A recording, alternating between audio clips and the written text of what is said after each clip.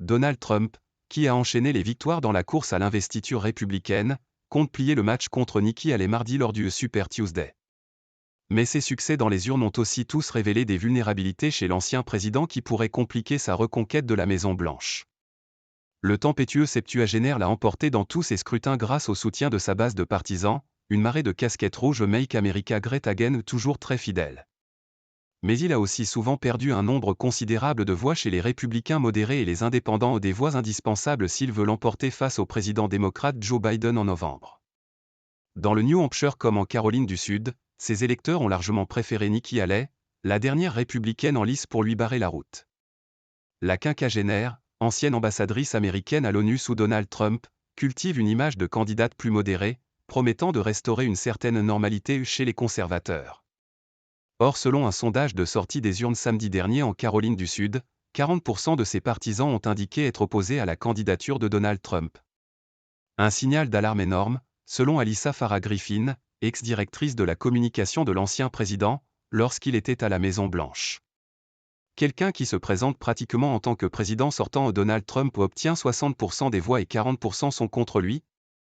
Ce n'est pas exactement un couronnement, a-t-elle déclaré lors d'un échange sur CNN.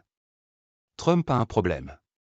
Donald Trump a un problème, qu'il veuille l'admettre ou non, a alerté Nikki Haley dans un communiqué mardi après avoir perdu une nouvelle primaire face à l'ancien dirigeant, dans le Michigan. 40% des électeurs républicains ne veulent plus rien avoir à faire avec lui et il ne fait absolument rien pour les inclure dans son groupe de plus en plus exclusif, a-t-elle affirmé.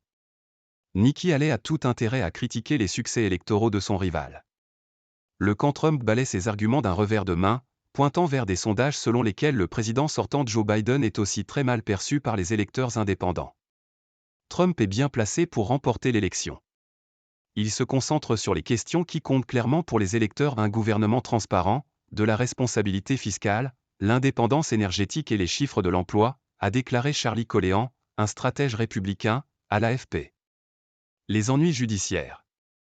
Mais l'équipe de campagne de Joe Biden mise sur le fait que l'écart entre les deux candidats se réduira dans les États les plus disputés quand Donald Trump, ses envolées, ses frasques et ses ennuis judiciaires reprendront une place centrale dans le quotidien des électeurs. Plus que ses performances aux primaires, ce sont bien les inculpations en série du milliardaire et tout le temps qu'il va devoir passer dans les tribunaux en 2024 qui inquiètent Casey Naijian, ancien membre de l'équipe de Donald Trump. La chose la plus importante durant une campagne, c'est le temps de lever de l'argent, de rencontrer des gens, de voyager, et tout ce qui dérobe du temps pourrait être préjudiciable à sa candidature, analyse-t-il. Pour Bill Kristol, un ancien responsable républicain de l'ère Bush père et critique connu de Donald Trump, le calcul est simple: si l'ancien président parvient à reconquérir les 2/3 des partisans de Nikki Haley, il finirait probablement par obtenir environ 92% de soutien chez les républicains, soit à peu près son score de 2020. Cela a suffi pour élire Biden, de justesse, a-t-il assuré lors d'une interview à The Bulwark. Dire qu'il n'y a pas de résistance au sein du parti républicain, c'est bien trop pessimiste, a-t-il insisté.